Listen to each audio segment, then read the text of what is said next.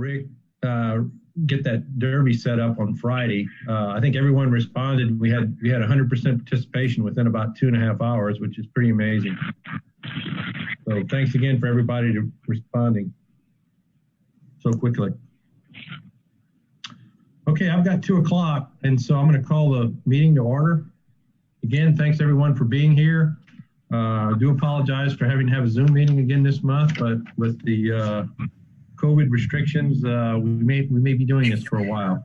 Hopefully not, but I look forward to the day when we can meet in person again. So any additions or deletions to the agenda, which I put in front of you yesterday, I think I sent out?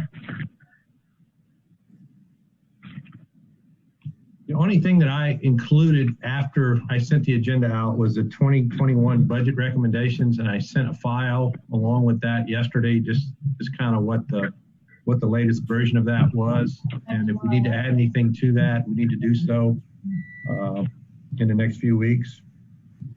You say you sent it to everyone? I did. No, I didn't receive it. Well, Paul, you haven't been getting the email, No. so for some reason you're still not cleared on that. Yeah, So we still got a problem. yeah. Okay, with that being said, if there's no additions to the agenda, can we get an approval of the previous meeting minutes?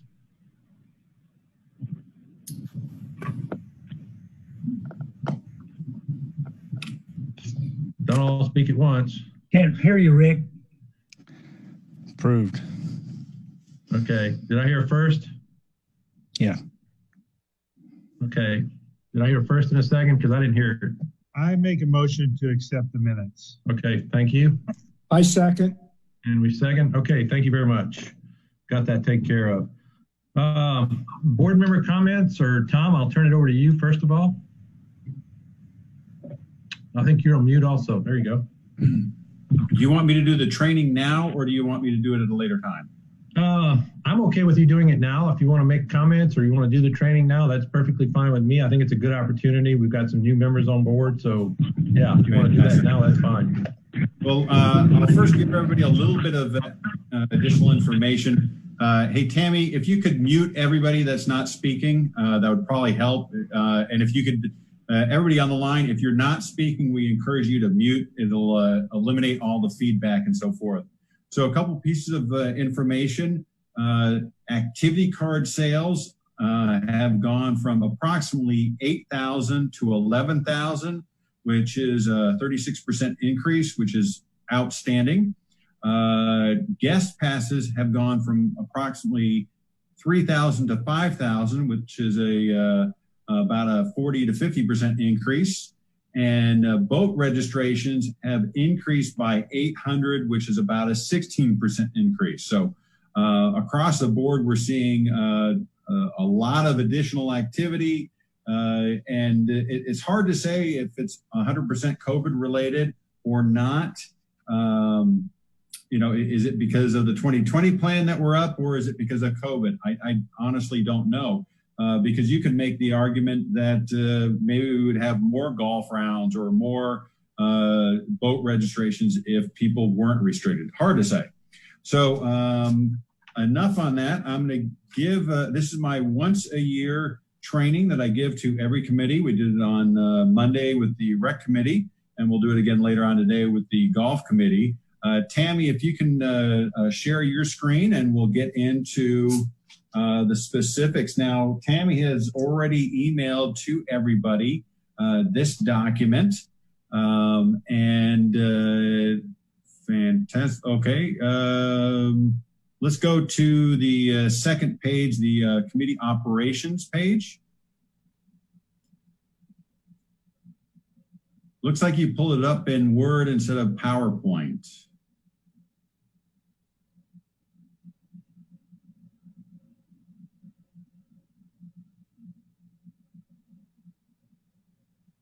She's going to reshare and pull it up in another format. But I'm going to jump in while we're waiting. On the operations page, you'll see that we're structured as we are, with a chair and a vice chair, and we have a secretary. The committee members' terms are typically 3 years, although we try and rotate them so that we have an even number coming off every year, so that we don't have this large amount of history and knowledge going off all at one time. We have board liaisons, we have staff liaisons, and so forth. Hopefully Tammy is going to have some better luck in the near future. I think the important thing to say is these are all three of the committees, the Lakes Committee, the Recreation Committee, the Golf Committee, they're all advisory. The board and management very much wants to hear your input, but do recognize that it is advisory and it's not mandatory. The board doesn't have to necessarily go with the recommendation. Often they do, but it's not required to go with the recommendation. Often the committees will be assigned research tasks. We have a subcommittee that's going to give us an update later on, and that's good information that we're going to be going through, and we appreciate that. Moving on with regards to committees, the meetings, the committees do a very good job. This committee in particular does a very good job following the recommendations on how a committee meeting should be set up. Tammy, when you get to it, if you can go to page 4, that would be great, where it's policy 1.01. And we're going to go to the second page. So I think it's important to note that when the formation of the committees is all backed by documentation and policies and procedures that have been put together over the years. And so there's a formal structure. If you look under committee meetings, first of all, the committee meetings should be announced as far in advance as possible. We want to make sure our community is aware of it, aware of the meetings. Meetings will be open to the membership. Now, a subcommittee meeting can be held in private, but the general Lakes Committee will always be in public. Minutes are kept, and we also video them. And if you go onto our website, you can see an archive of minutes, agendas, and videos of the meetings going back quite a ways. A little bit further for the board meetings, but a pretty good amount of wealth of information for our community if they want to view that information. Under documentation, you'll notice that any document that is handed out during the meeting has to be also provided to anybody in attendance. Now, I'm really referencing when we have the meetings in person. But if there's any documentation, maybe a subcommittee provides some recommendations, that information should be made available to our membership. All right, we're going to move forward, Tammy, to policy 1.03, which is that this policy is the guidelines for association committees. So it gives everybody a little bit more information regarding the committees. Now, joint advisory committees such as Rec and Lakes and Golf are not the only committees we have. We also have election committee, and we also have operational committees and ad hoc or special committees. So we have different types, but this adds more clarity. When you get a chance, please read through these policies. It'll give you better clarity as to the formation of these committees and how they operate. And I'm not going through everything. Everybody here can at their leisure can go through and read all these policies. Tammy, if you could advance to policy 1.04, that would be wonderful. This is the Joint Advisory Committee. So we've gone from the board, we've gone down to committees, and now we're talking specifically about joint advisory committees. I'm going to quote, "It is the duty of each committee to discuss, analyze, and propose solutions for problems and opportunities within its area of concern." So I think it's important that we talk about the area of concern. Sometimes committee members will stray off course a little bit. If we're the Lakes Committee, we need to talk about lakes-oriented stuff. We shouldn't be talking about golf course stuff. That would be not within our mandate. The JACs, I'm all supporting once again, also serve as a sounding board for members to express their concerns and suggestions, some of which may result in recommendations. So I think it's important that you understand that we want you to talk amongst your friends, amongst your neighbors, amongst fellow members to get their input regarding how we operate as a committee and what things we should look at. On item number 4 of the policy 1.04, you'll see that the number of committee members is a decision primarily of the chairperson, and the committee size can range from 7 to 9, usually is a very comfortable number, but you have some flexibility. And then it also talks about how you get appointed to the committee. Just remember that the committee recommends people to serve on the committee or to serve another term on the committee, and those recommendations go to the board of directors, and then the board votes on those. All right, moving to the second page, or item number 6 on that same policy. Committee members shall be limited to serving no more than 2 consecutive terms on the committee. An initial appointment as a committee member does not count. So let's say you're taking over for an open seat and you serve 1 year on your initial term. You can get reappointed twice to 2 consecutive 3-year terms. Or if this is your initial service, you can serve 1 term of 3 years and then a second term. And at that point, you have to come off the committee. Liaisons. So we have not only board members, and board members are viewing at this time, but we also have staff members. And we have typically for the Lakes Committee, we'll have Rick Eccles and John Urquhart will join us, and they'll give staff perspectives. And then I try and attend as many of these meetings as possible. All right, committee operations, which is under Roman numeral 4. You see that each committee will meet on a regular basis on a month, every month.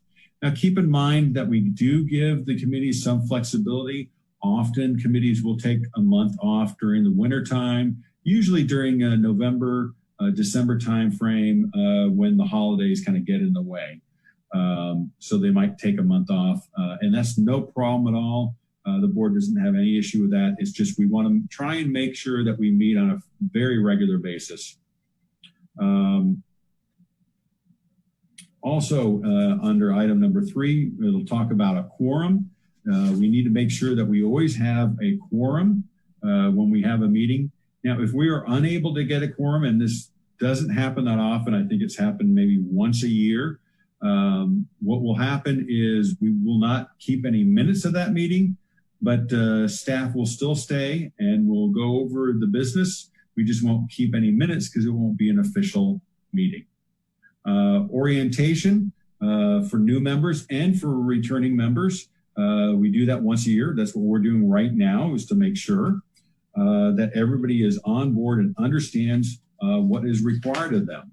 So that is your whirlwind tour on being a board, serving on a committee.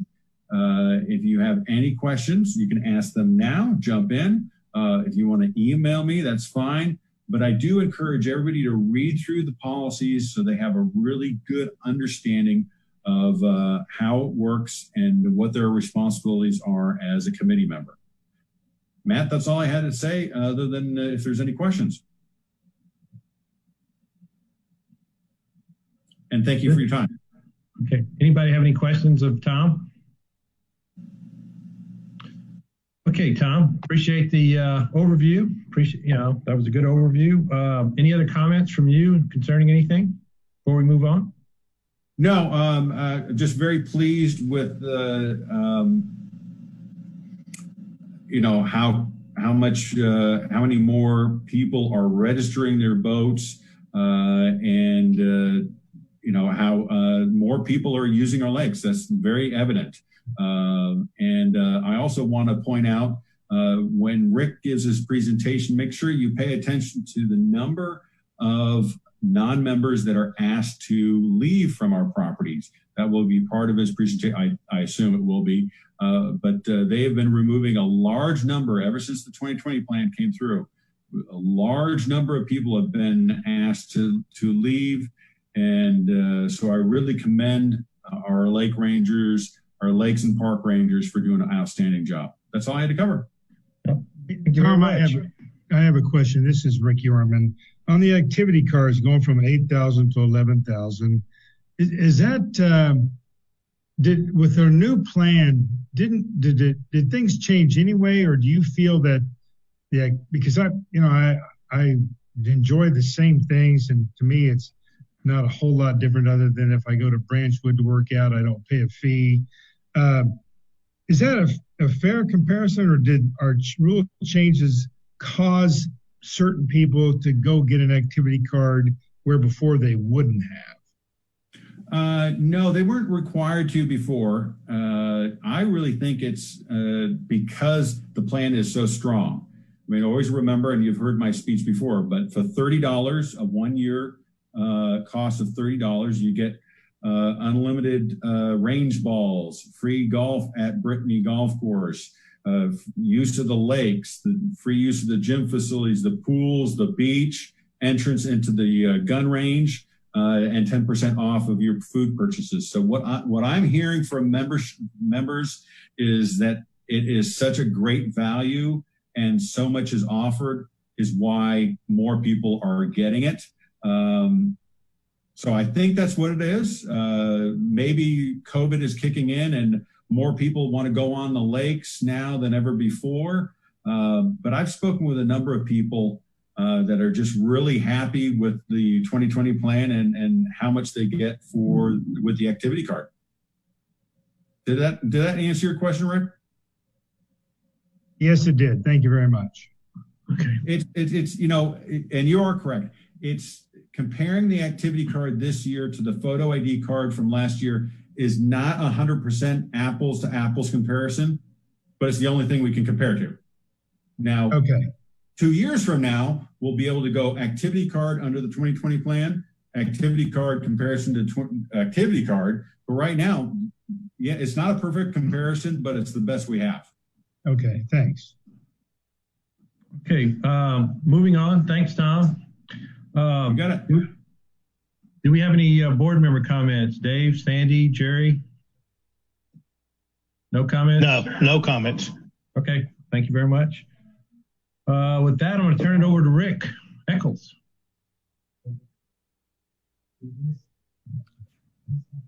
Okay, so Tom spoke about the Ranger contacts, and this is for the month of July. We had 6,838 contacts. We removed 800 people that shouldn't have been on POA property, so that's quite a big number. Boating hours, we have had 168 boating hours out on the water. Now, about mid-month, or roughly the 1st of August, I went to my Rangers and I gave them a goal of getting at least 60 hours a week on the water as a group. And we had been running about 40, 45 hours. And the first week that I have numbers for came back at 82 hours. So they took that challenge and did me one better. And I'm happy with that and proud of them. Let's see here. Our kids' fishing event, which was held last Friday, was a partial success. The kids that did come out had a great time. There was the threat of rain throughout the event. And because of that, I asked you guys, the members of the committee, to grant approval for another event, which is going to take place this Friday. It's again during a time when the golf course is closed for maintenance, so there's no interference there. And I really wanted to thank each one of you for your quick response and granting that approval. It's a great thing that we can offer the kids and get them involved into fishing, which is kind of losing interest over time. And so anything that we can do to revive that is great. We did receive 550 fish. We were only supposed to receive 300, and they were supposed to be 1 pound a piece, and the average ended up being 2.5 pounds. And that's because all the other events in Arkansas have been canceled due to COVID. And we had to jump through some hoops to show that we were implementing social distancing measures. And I did that. They approved what we were proposing, and it pretty much went off without a hitch, which we're real happy about. And again, we're going to repeat the event this Friday, 8 to noon at the Metfield Clubhouse Pond. And thanks again for letting us put that on. Hey, Rick, I have a question. Yes. What is the age range for the youngsters that you allow to fish? Basically, the upper end is 15. For the lower end, I said 3. And that's only because kids much younger than that really can't do the activity. It's more the parents doing it for them. But yeah. What will happen to that pond if you don't get a few hundred of those fish out of that little dinky pond? Well, maybe we have to have a committee event out there and a fish fry afterwards. I don't know, but the golf staff has been feeding the fish since we had the event last year, and so they'll continue to do that. We could, throughout the fall into next spring, continue to have events. At that point, we don't need to follow the state regulations for the event, meaning we could just have it for Bella Vista kids if we wanted to. It's just the initial event that has to be open to the public.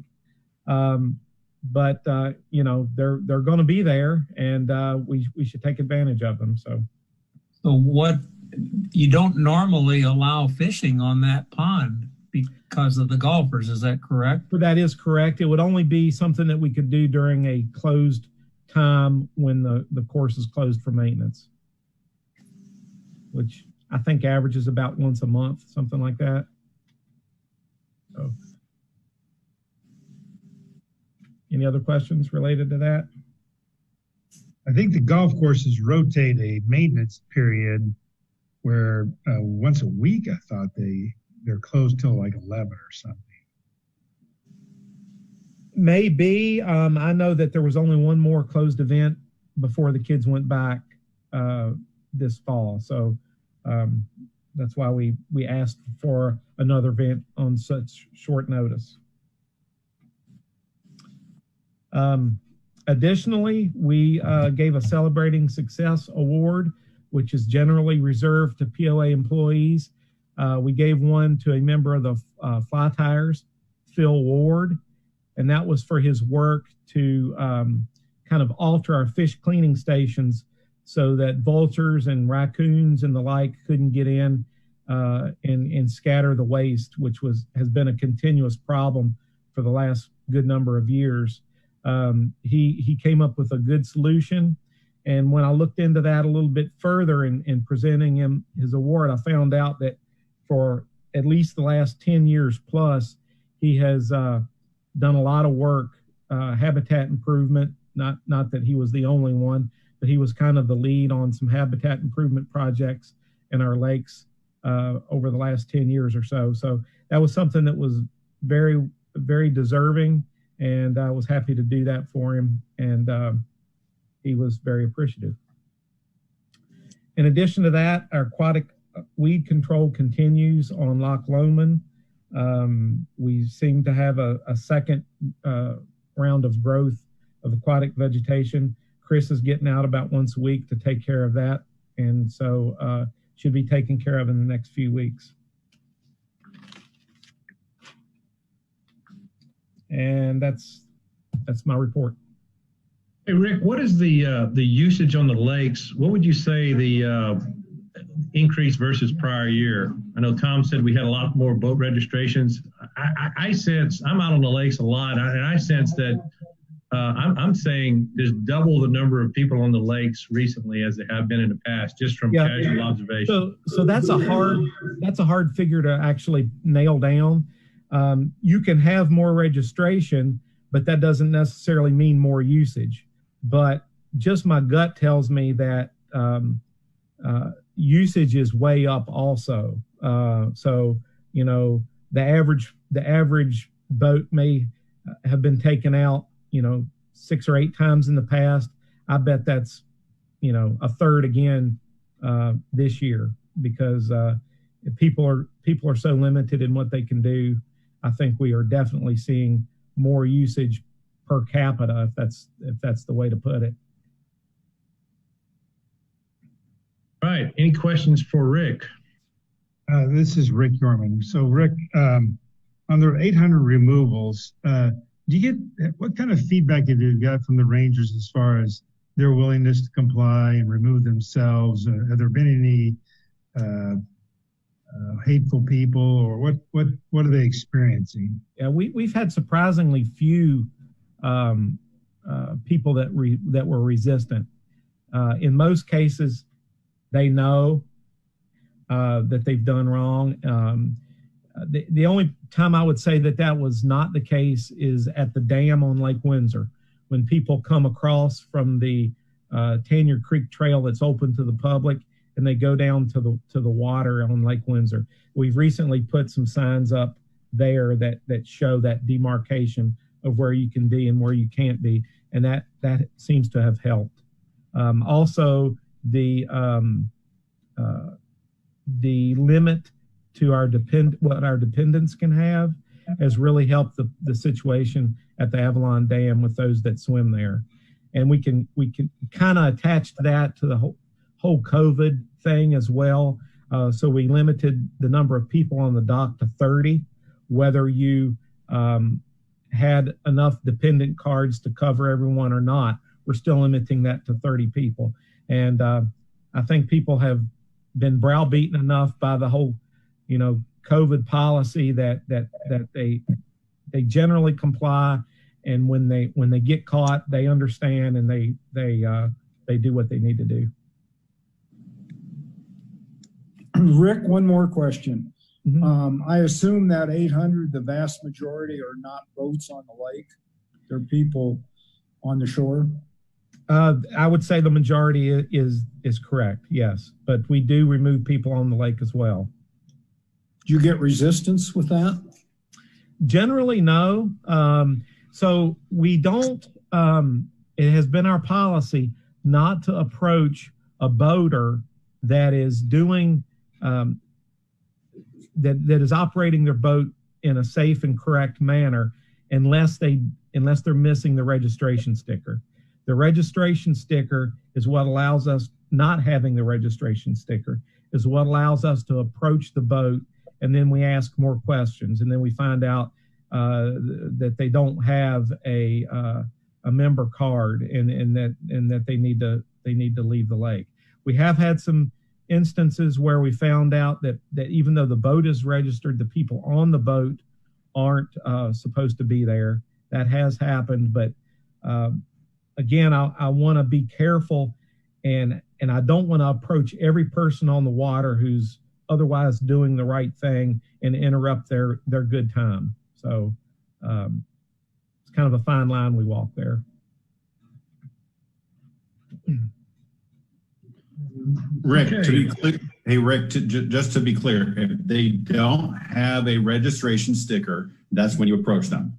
That is when we approach them. We'll approach everyone we see that is using a boat without a proper registration sticker. Perfect. Okay. Any other questions for Rick before we move on to the next topic on the agenda? Yeah, this is Jason. Rick, what about inflatable kayaks? Those don't have to have a sticker, right? That is currently correct. That may be something that the committee wants to take up in the future, as the kayaks have kind of evolved, and where at one point that was a good demarcation between inflatables and hard bottom boats. When you're talking about, you know, the kind of inflatables that you would find in a swimming pool, that was one thing. But these inflatable actual kayaks have evolved into very elaborate vessels, and so that might be an area where we need to make an adjustment. But that's for you guys to decide. Right. I thought we had brought this up in an earlier meeting, and I thought that memory may be serving me wrong, but I thought we said that beginning next year, all kayaks would have to be registered. And this year, it was too late to do anything about it, so we only registered the hard bottom kayaks. But I don't. I'm going strictly on memory. Yeah, I think that was discussed but not voted upon. Okay. I think it was a discussion point. Okay. That's probably something that we need to look at prior to next year, because per Rick's point, I'm seeing more and more inflatable kayaks, and I guess as the quality of those things improves, and I really don't see the distinction between an inflatable kayak or inflatable paddleboard and a non-inflatable, because they're becoming again very popular. And to me, if you're going to require someone to register a rigid kayak or paddleboard, you probably ought to do it with an inflatable, particularly if they're going to use it more than once on the lakes. But it's just an observation. John or anybody else, Trey, any comments from you guys? John's got a sick dog today, and I'm not sure he might be able to join us late, but I'm not sure. Okay. This is Trey. Just a quick comment. Everything is going fantastic over here, but I will do a comment. I ran numbers, pull them up here. I ran numbers on the 22nd of July, so this isn't exactly current, but in reference to Rick Yorman's question about the traffic, we have seen a 38% increase in pontoon rentals and 175% increase in lake use fees. So obviously that's just a small part of the traffic on the lake. But if other lakes are seeing anything similar to that, those might be numbers to give you an idea. Trey, are those kayaks being rented? Say again? Are the kayaks being rented out there as well? Yeah, let me see here. We're about at a wash on kayak rentals. Both kinds of kayaks have been about the same. Why that's the same when everything else is up so much, I'm not sure. But they're being rented just the same as last year, though, not a huge increase. Okay, any more questions for Trey? All right, thanks. Thanks, Trey, for the update. It's interesting numbers. So now I'm going to turn it over to either Rick or Kelly or whoever on the committee that was discussing the regulating boat size, horsepower dimensions, et cetera. Okay. Kelly, I'll take it away if that's all right. Go ahead, Rick. Yes. You have an update. We briefed you before. I'm going to go over some things. Kelly and Errol and myself worked on the subcommittee of limits. So remember, I'll go through this. There were some things highlighted in yellow that we had on the handout that I emailed today. Recall that we did consider a variety of limits: displacement, speed limits, horsepower, length of boat, class of boat, and so on. We did share with you current registration. If you go to the second page that I sent out today, POA staff was kind enough to divert some resources to take a look at boat registrations, to do a manual search to what is near or over 26 feet. We have those listed. They're highlighted.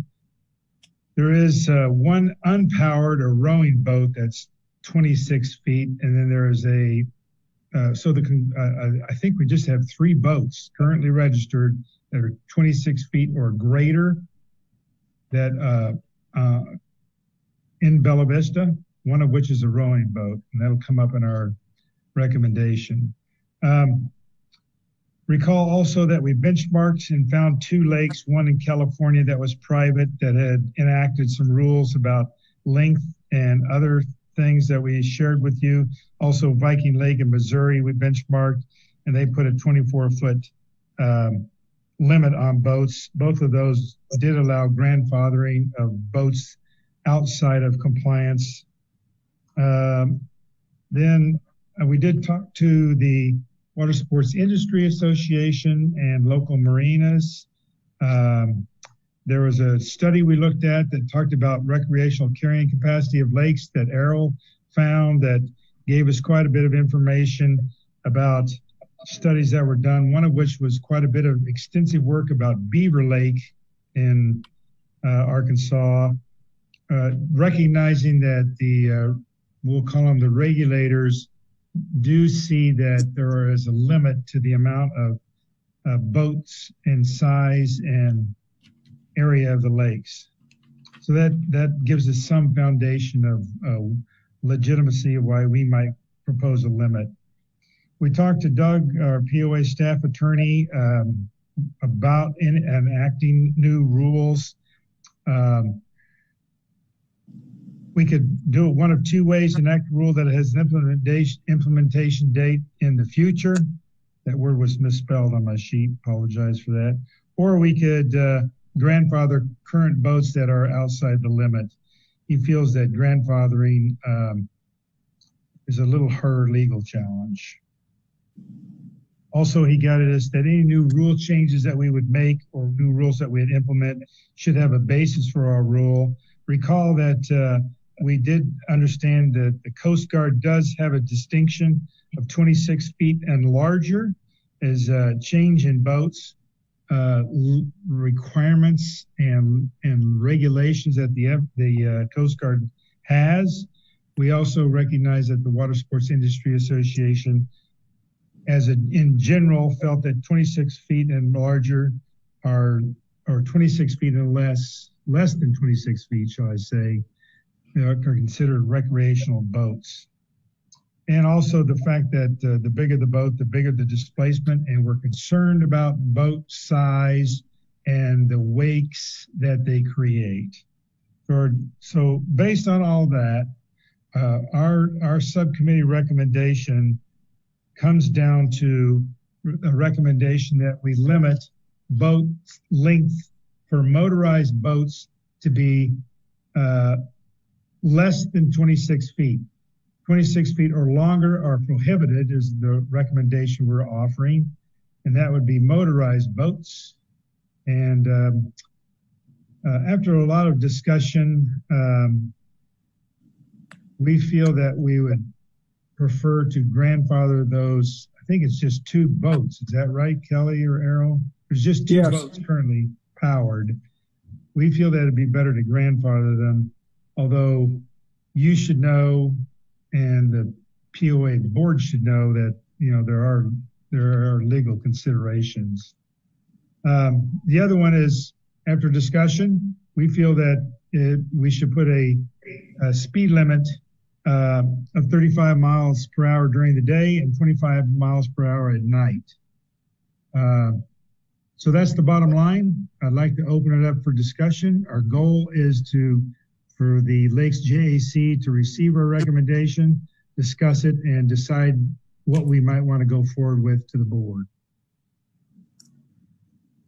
Let me open that up for discussion. Yeah, Rick, questions about all the other items that are on the list, like horsepower and class of boat and float planes.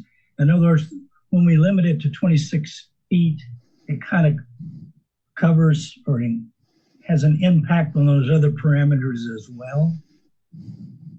Does my question make sense? You mean, does limiting it to 26 feet have an implication for size? Yeah, right. I think the way I would put it, Paul, is by limiting the size at 26 feet to less than 26 feet, we felt that it would capture that by logical association would capture bigger motors, larger displacements. Yeah. So we felt we were a little uncomfortable going after horsepower. We don't think it's as legitimate of or more complex of an issue, as well as class of boat. We didn't, what's a race boat? What's a cigarette boat? So we stayed away from that as well.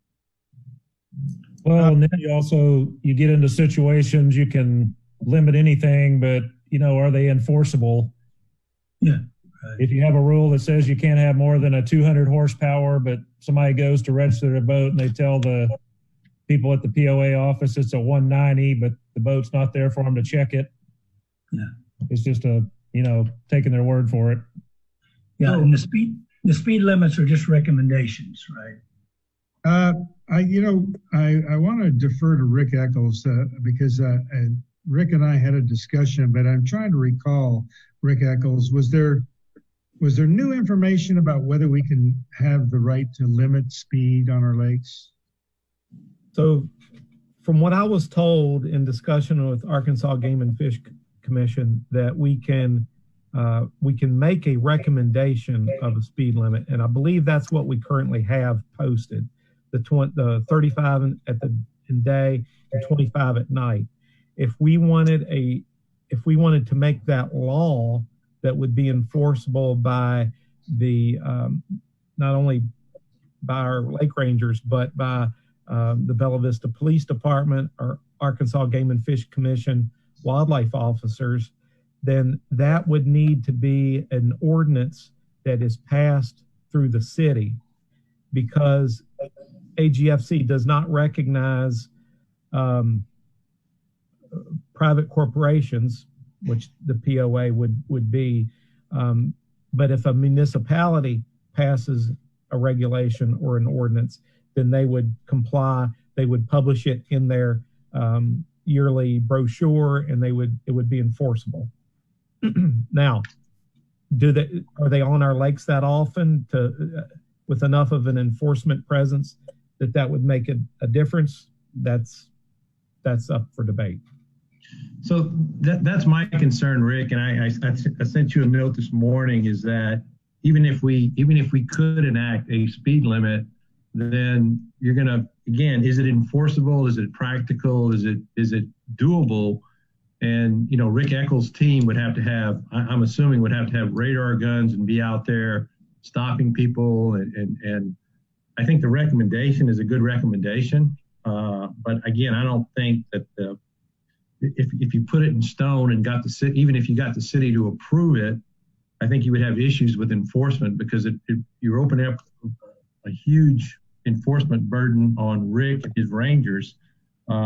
Rick and I spoke briefly prior to the meeting and kind of discussed, and I don't remember exactly the wording that we used, but people operating a boat in an unsafe manner, a ranger can go up to any boat that he or she feels is operating in an unsafe manner, whether that be excess speed or creating a wake too big for the current conditions.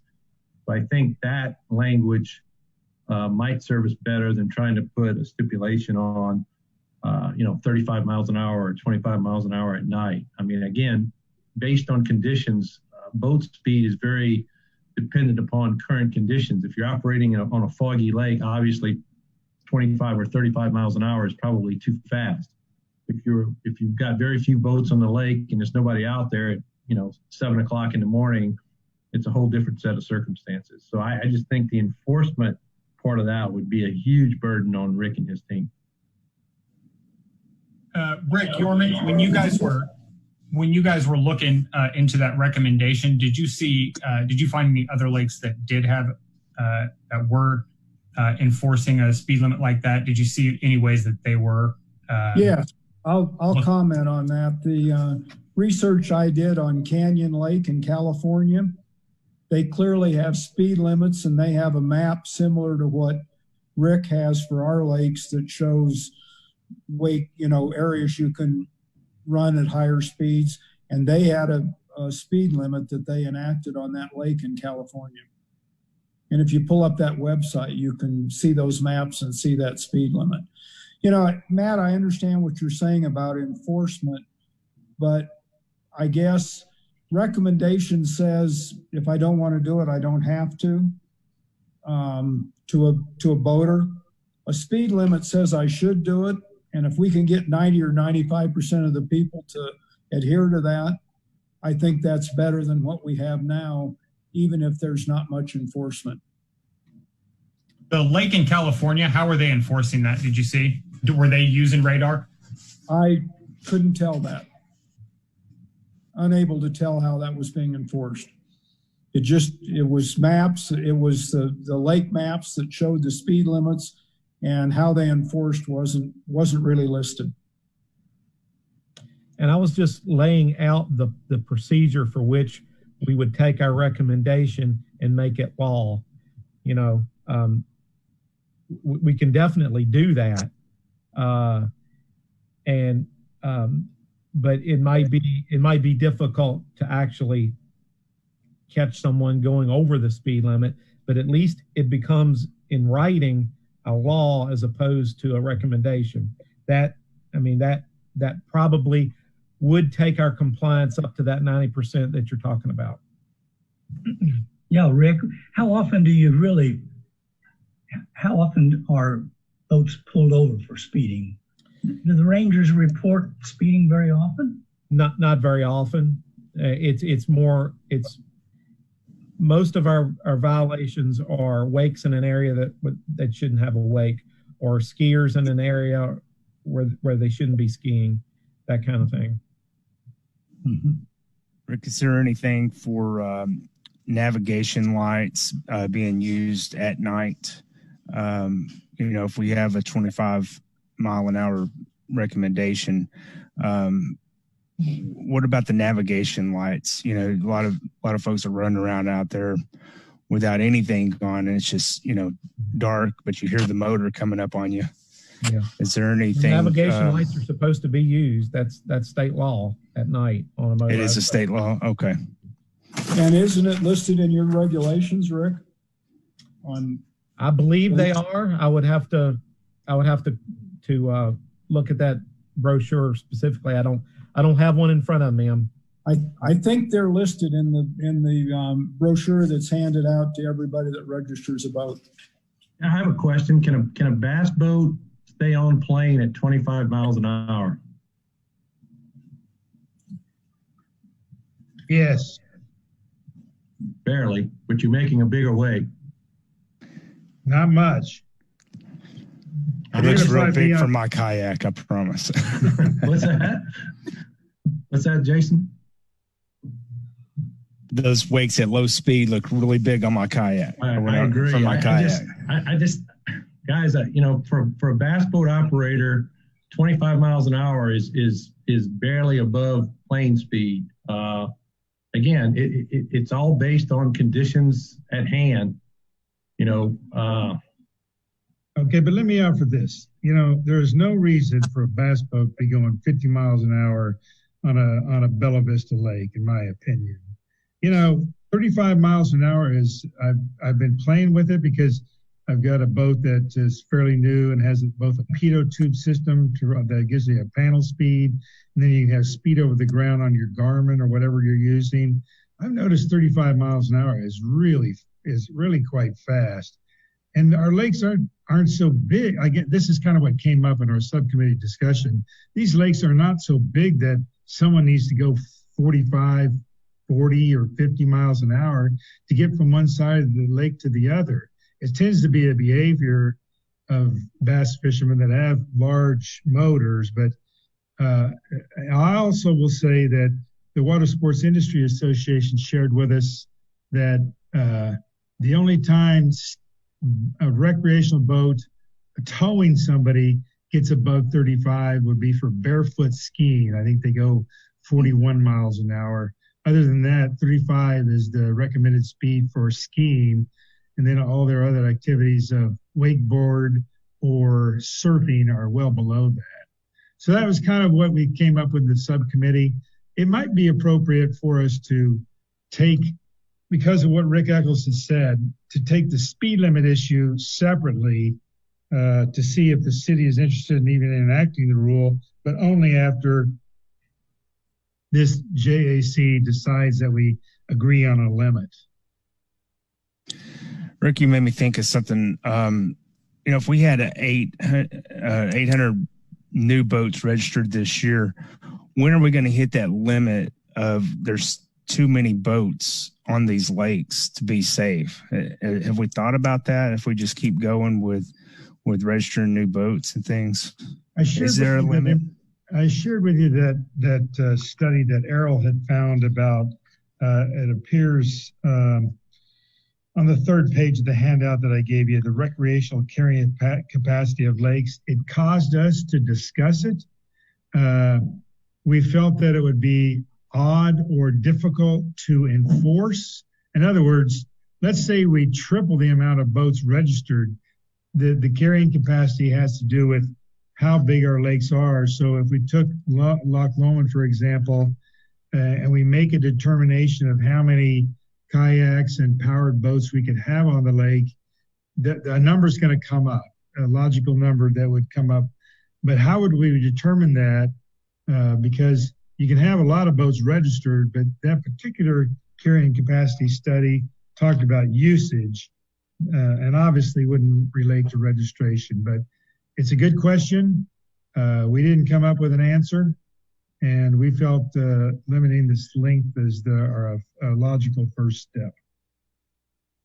One thing we found in the study was that as boat users felt lakes were becoming too busy, it to some extent self-regulates.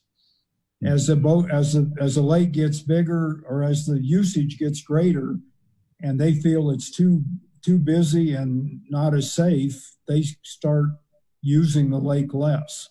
Now, that number's probably far after a reasonable capacity, but it's somewhat self-monitored.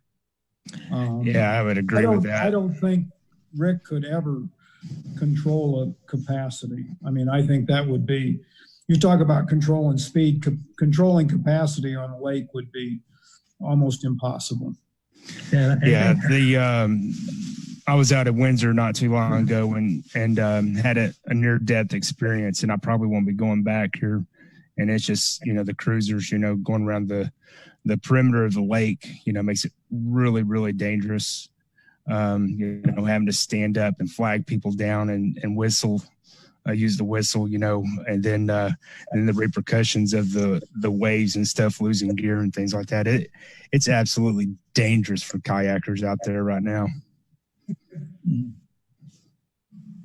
Well, if you picture as far as counting boats, what some of these stores are doing with COVID, where there's one way in and you can count 100 people went in and 10 came out, then more can go in. But you take a lake like Lake Windsor and you got 3 launch ramps and then you got hundreds of boats that are already parked on the lake. There'd be no way to count them.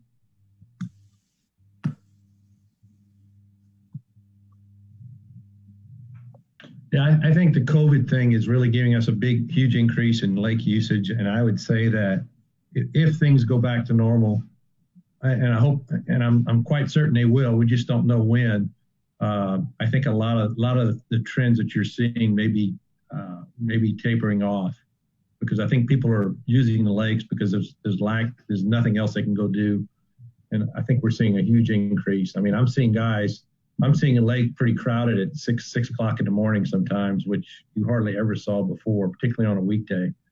So people are not working traditional schedules, they're not working, and they're using the lakes. And again, I think the self-regulating thing is going to fulfill itself to some degree also. But I also think that these trends are probably not going to continue, assuming we go back to a somewhat normal lifestyle. Well, I'm also under the understanding that boat sales have just skyrocketed this year. Not only our registrations, but just the sale of boats. Yes, I was talking to someone the other day, boats, RVs, heavy-duty pickup trucks. I just got back from a 3-week camping trip out west, and I can't tell you every campground. Thank God we had a reservation, because every campground we went to was absolutely packed, and hotels had 2 or 3 cars in the parking lot, with some of those closed down. So if you wanted a hotel room, it was no issue. If you wanted a campground, good luck. I mean, yeah, boats are just selling like crazy right now. There's a waiting. You try to find a motor for your boat, or even a used one or a new one. They're hard to find. To buy. Are there any more questions? Because I'd like to move this forward. If the Lakes Committee members, we need to, if possible, let's make a decision as to what we're going to take forward to the Bella Vista board. Well, I'd like to make a recommendation that we accept your recommendations of the subcommittee as they are. Are we gonna separate, because I've still got a kind of a problem with the speed limit thing, and I think it requires, we legally can't do anything with speed as it stands now. I'm okay with the 26-foot rule and would agree to go with that, but I think more work needs to be done on the speed deal. And so I think you need to separate those two issues, because I think you can't recommend something that's illegal unless you go to the city and start a whole nother process to get the approval. And then we talked about the regulatory burden on Rick. So I think that's more long-term. So Kelly and Errol, are you guys okay with that? Taking that I've got limits? I've got one question for Rick. Rick, didn't you say that there was some discussion with the city on speed limits at one time? No, I'm not aware of that. My predecessor, at the time that he left, had a few issues that he wanted changed, and he discovered that was the avenue to go, was to get a city approval first. And now he's actually now the assistant chief of fisheries for Arkansas, and I had a discussion with him about this, and that's where I learned of the need to go through the city or the governing municipality to get changes enacted. Rick, do you think that's worth the effort to do at some point in time? I mean, we could try. I don't know what their attitude would be on it. Haven't brought it up to them yet. Okay. Rick, to answer your question, you're probably correct that we have no choice but to separate the two. But I think we should pursue with the city a speed limit, just to not let it fall off the agenda. Okay, Errol, so I'm gonna express an opposing opinion on that. I don't believe in making rules and regulations that you can't enforce. And if Rick and his team, and I think again, it's going to be a huge burden to regulate this thing. If you put a law in the books and nobody follows it and no enforcement behind it, to me, it just doesn't make a lot of sense. That's change just regulation change regulation just a recommendation.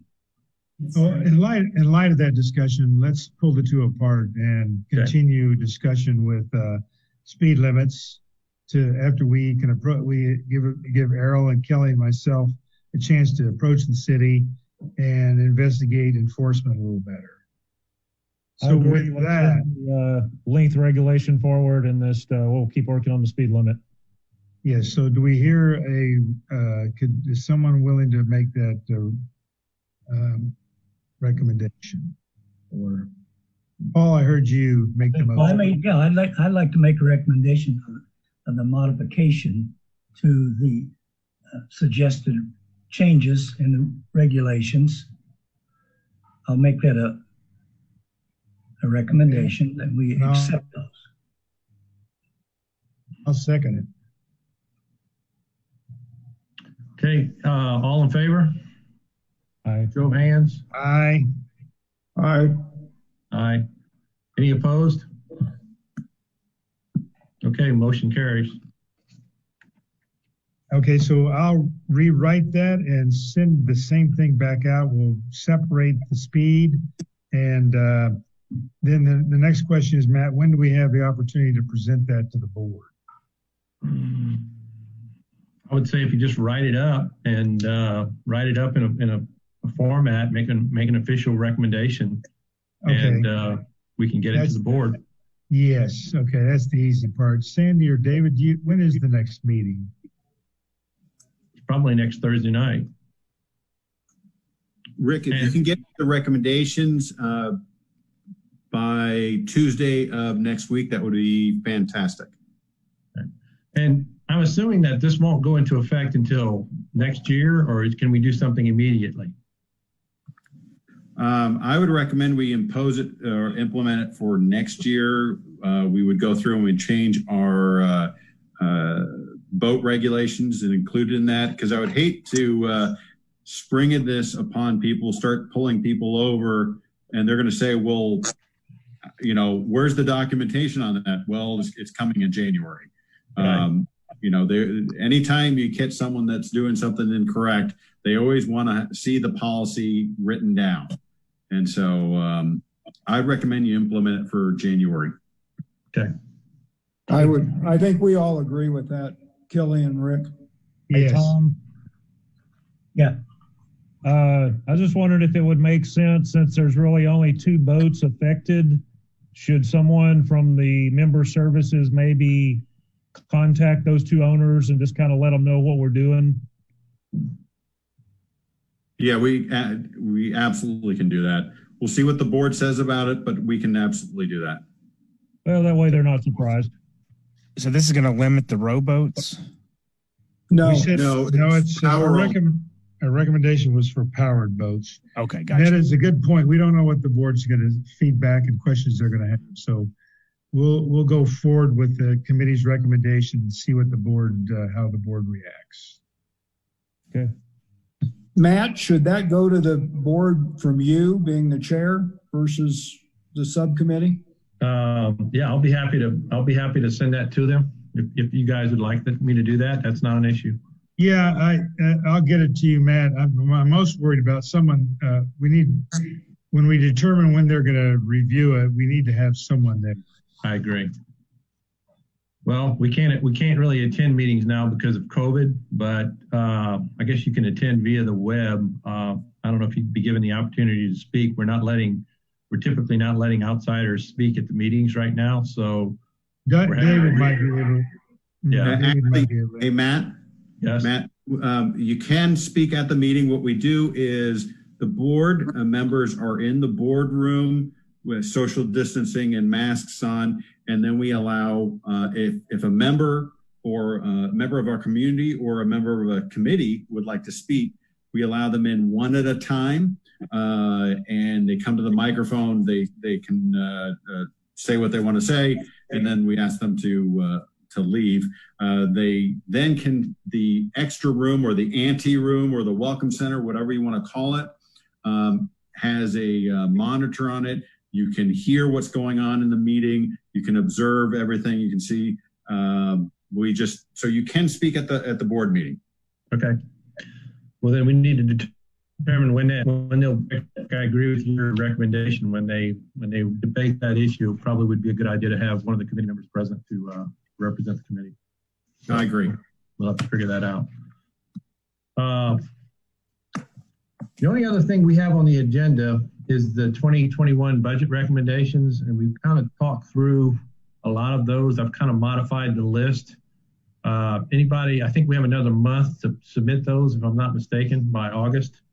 So I would say within the next 2 to 3 weeks between now and the time we meet again, if anybody has anything we want to include in the 2021 budget recommendations, please let me know. Rick, I'm also going to send a copy of the latest document to you. If you feel like there's something that your department needs or you need additional resources in one particular area or another, let us know and we can include that in our recommendation. But I think it's just fine tuning what we've done in the past and adding a couple of things and taking a few things out. So any comments or suggestions on that before we move on? Well, we're going to prioritize them. Are we going to place some kind of emphasis on the top 3 or 4 or 5, or are we just going to? Yeah, I did that last year, Paul. I kind of bucketed them into need to do and then nice to do. So we have a couple of things on the list that are kind of a nice to do, and a couple of things that I'd say the top 10 or 12 are kind of like need to do. And Well, again, I'll send that to Rick so he can review it.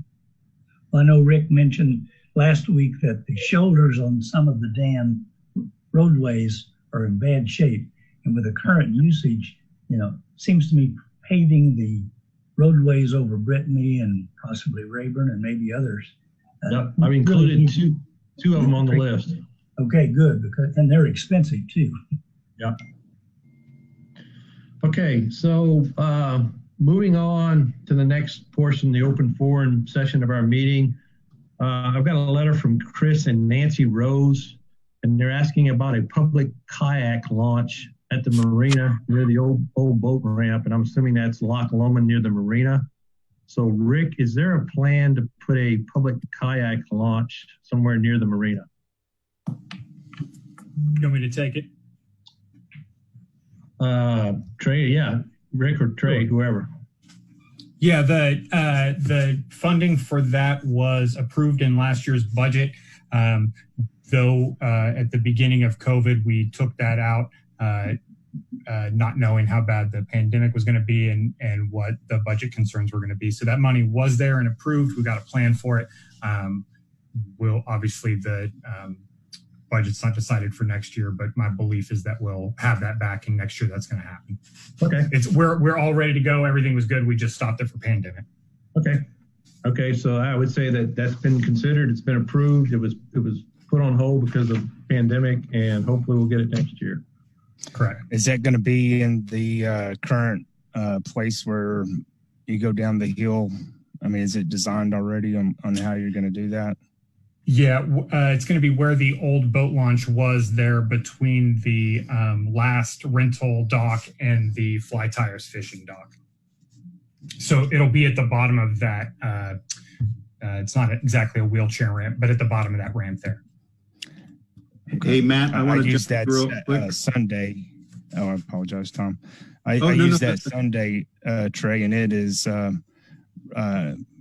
impossible without carrying the boats down there over the rails and things like that. You had to get on the grass to take them down there. Is there going to be any consideration to expanding that all the way to the parking lot? Were you having difficulty because of the curve in the ramp, you mean? Yeah, you can't turn. Carrying a kayak down there with on the cart, it won't go through the rails. So you had to go through the grass. Might have to catch up with you on the after this, and we'll see. I'm kind of picturing what you're saying, but I'll come see you. Yeah. Cool. Hey, Matt, I want to jump in. It was referenced that the ramp would be open to the public. That's not correct. It would be open to the membership. So it would be. I think that's important to reference, and we just, we need to work on our terminology when it comes to lakes and so forth. That is membership, not public. Got it. Thanks for clarifying that. Okay, moving on. So I've got a letter here from Ellen and Gary Kriegbaum. They live on Lake Windsor, and she's got 7 comments, questions. So I will read all 7, and then we can decide who is going to address them. At the July meeting, there was a discussion about grandfathering boats longer than a certain size. If the subcommittee decides to set a boat size limit, why is grandfathering being considered now when many members have brought up doing this with wake boats and have always been told it's not possible to grandfather? So that's one thing that we need to answer. We want to do them let's do them one at a time. That'd be a little easier, because if we can read all 7, we'll forget what the first one was. So in regards to grandfathering, she's asking why we're considering grandfathering size and we didn't do grandfathering on wake boats.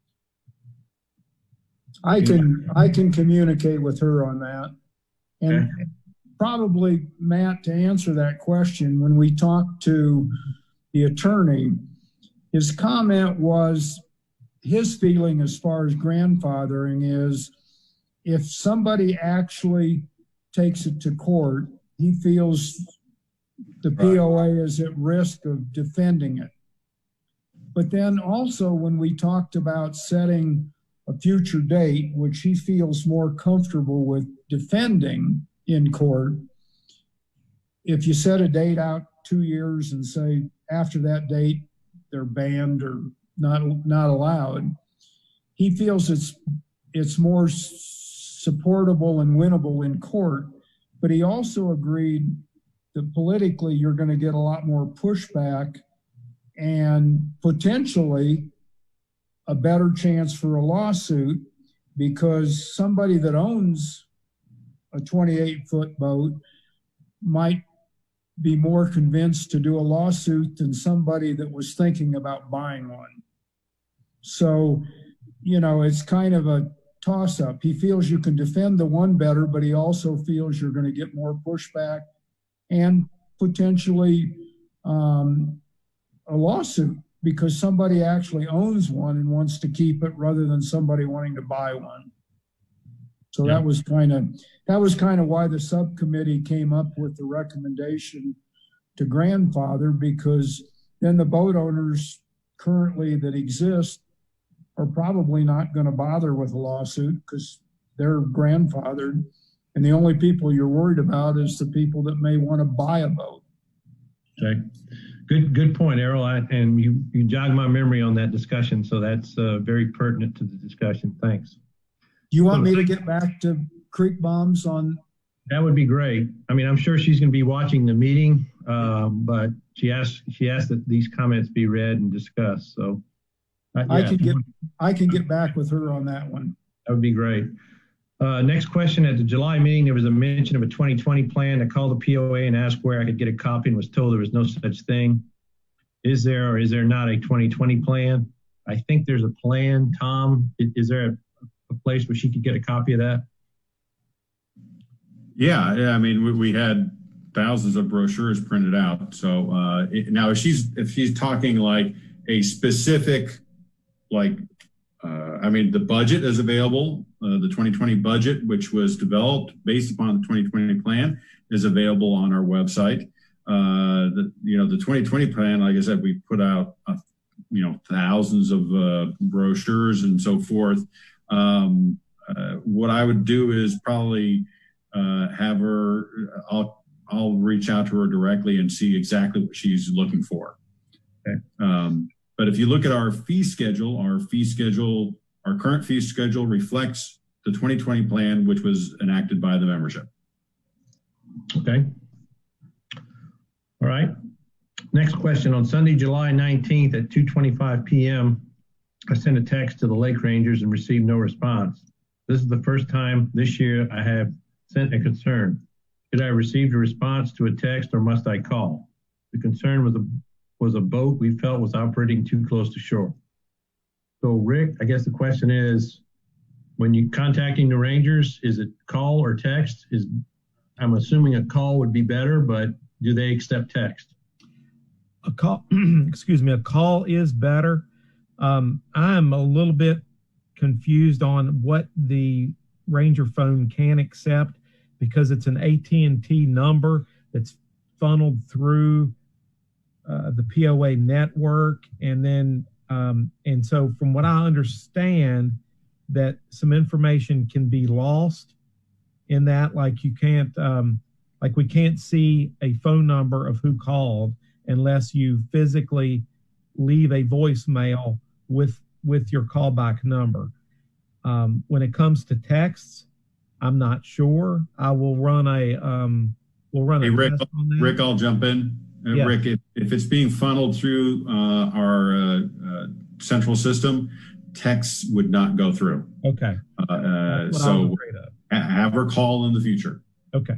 Okay, so you need to call if you report an issue on lakes, a phone call versus a text. Number 4, has the repeat wake boat test been scheduled or completed? We have not completed that work. We're looking for guidance from the committee on what we want to, the kind of information we want gathered. I have reached out to Andy Grover, or Glover, I'm sorry, who was our contact and who ran the boat for us last year. He and a friend of his.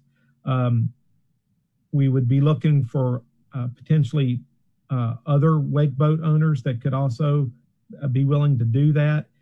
From what I understand, his boat is a little on the small side. There might be some larger ones that we could get some beneficial data from as well.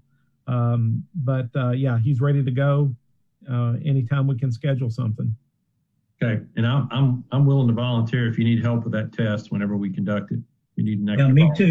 Me too. I would also be willing. Who was on that subcommittee last year, Matt? It wasn't really a subcommittee. I think we just did a volunteers. Just volunteers that just got together and conducted the test. And I was actually out of town when the test was conducted last year, so I was not. Paul went out with us. I participated. Mm-hmm. And the waves that came in from the test to the shore are videoed, and they were minimal. You know, Errol, I think what Rick Eccles was looking for is why don't we, as a committee, help define what sure. We'd like 2 boats. We'd like them to pass at 100 feet and 200 feet at a surfing speed, skiing speed, and those parameters. So Rick Eccles, we can maybe Kelly and Errol and I can put that together. Would that be okay, Kelly and Errol? And then we could get it done before the next meeting. And if you guys need help on that, I can help you with that also. Okay, number 5, is there data to show weather causes more shoreline damage than boats? Anybody want to take that one? Read that again. Is there data to show that the weather causes more shoreline damage than boats? The only thing we have is what and I think she has possession. I don't know if she has a copy of it. The only thing we have is the study done by the Water Sports Industry Association, where they hired the hydraulics and hydrologist study, and they have a summary in their comments. Okay. Carol, you had some comments about that on the last meeting, about reports that are clearly available that show that the weather damage and all is substantial. Am I right or wrong? Maybe Carol doesn't hear me. Carol, you're muted. Sorry. Yes, there are a number of resources available on the internet concerning the impact of wakes and weather-related wind on vertical structures, seawalls and docks and so forth. So I recommend just going online and doing a search for comparisons of wind and wakes and weather on vertical structures like seawalls, docks. Okay. Thanks, Carol. I think where that question came from, if I remember right, at our last committee meeting, somebody made the comment, and I can't remember who it was, made the comment that weather does far more damage than wake boats. And I think that's where the question came from. Well, according to the documentation out there, wakes can actually have more impact on vertical structures, whereas the wind is mainly surface disruptions. Wakes can be surface and subsurface. One of the other effects was the effect of wind and wakes on boats that are moored, and they can cause damage to the dock, both of those, almost in equal measure from what I read. So I would say look it up and compare and contrast. They all seemed very credible from various agencies.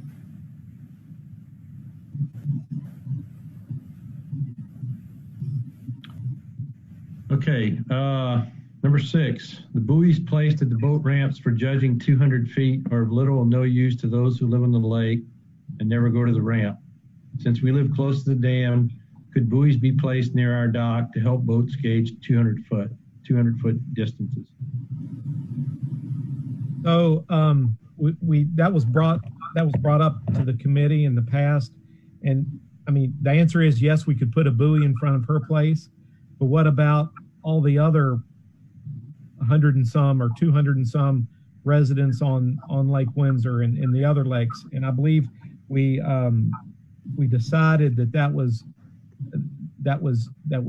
too intrusive, too many buoys on the lake, and that's where we went to that buoys at the boat ramps. We do put these regulations in our, they come out in our monthly emails at the beginning of every sports season. Those rules are reviewed. They're in the brochure that you get when you register your boats. They're on the web, on the POA website. I don't know what more we can do to get the word out. I'd be more than willing to do whatever it takes, but I'm not of the opinion that we need to litter the lakes with a bunch of buoys.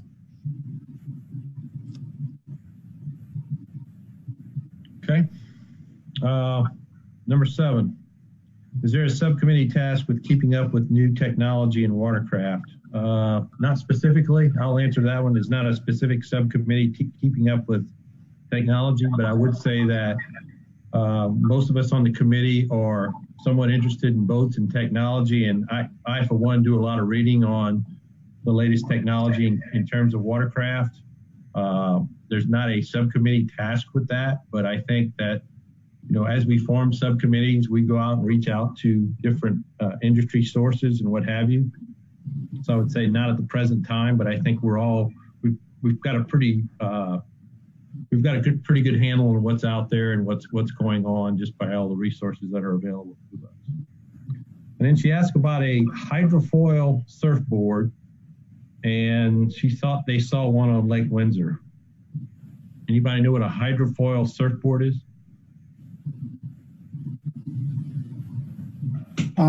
Yes. It looks like a surfboard. Have you watched the America's Cup where they hydrofoil and come up out of the sailboats come up and out of the water and all there are blades down in the water?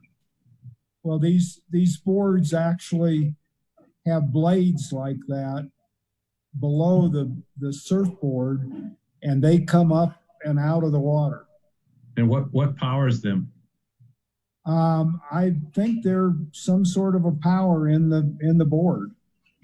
So almost like a jet ski or some sort of a jet engine that would be like a jet ski? No, it looks more like a trolling motor. Really? What's that? Yeah, it's a prop. Okay. But it wouldn't take much to go pretty fast because you're talking about one person on a little surfboard. I guess the question is for Rick, would that be considered a personal watercraft, like a jet ski? My opinion would be not necessarily, because a kayak would also be a personal watercraft. But it's not powered. It's not motorized. That would be Some of them are. That's true too. I've got some literature from the web that I can send. I'll send the whole committee of what she's talking about. Yeah, that would be helpful. I'd like to read up on that because I haven't been up to date on that one. There's a pretty big difference between a jet ski and a hydrofoil board in that the board isn't in the water, so it doesn't create a wake like a jet ski does. Okay. She has a concern about boat speed, which we addressed today. She reports that a friend lost his balance on a pontoon due to waves, had to grab hold of the boat and fell and seat broke, $100 repair. Guess he was okay. That's it. And I think we have another video to watch from another member who submitted some information. Is that correct? Hang on. Tammy still there? There we go. Yep, there it goes. So this is a guy who lives on Tyree and lives on Loch Lomond. And apparently these are specifically, I looked at all like 10 little episodes here. They're all skiing incidences where somebody's pulling a tuber or skier in Tyree where they're not supposed to be doing this. So I think it's an enforcement issue. And I think we need to remind everyone that don't wait to report these things. Report them immediately via a phone call, not a text. And Rick and his team can address them in a timely manner. I mean, I think it's okay to take a video and a picture, but I think you need to call the rangers like immediately if you see someone skiing when they're not supposed to be skiing or tubing in Tyree. And these are just examples of people violating that particular restriction.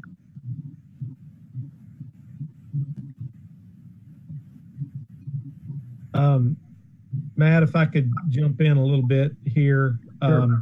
I only became aware of this about an hour or so before our meeting, but I did contact our lead lake ranger, Bob Walker, and I had him look at his phone call history. And I'm not sure exactly when these were filmed, but since August the 1st, we have had 3 calls reporting wake issues that lake rangers responded to immediately and were able to correct the people that were making the violations. And that's all that we had record of. So I'm not sure if the calls were made or if maybe there was a text given that we couldn't respond to because we couldn't see who it was coming from. It looks like we definitely do need to put the word out that folks need to leave a message with a callback number and not just rely on the text. Right. And again, if you see a violation, don't wait, call immediately, pick up the phone and call immediately. And hopefully Rick can get somebody out there. Yeah, we were able, like I said, those 3 that we have record of in that area since August the 1st, the Rangers were able to make contact in every instance and get the incident corrected.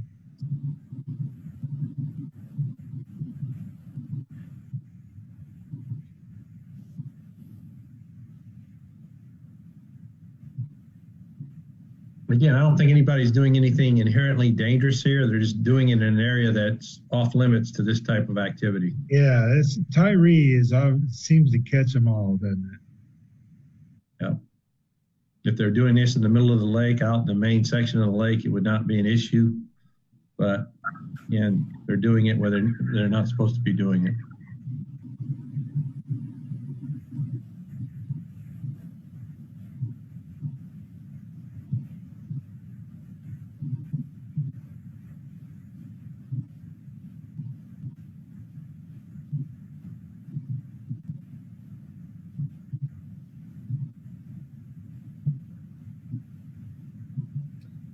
And in many instances, even if we can't get to them right away, or if they don't make contact with us soon enough, if they can catch the either the POA registration number or the state of Arkansas registration number, we can look that up in our database and give them a call, reminding them of what they were doing wrong in that instance.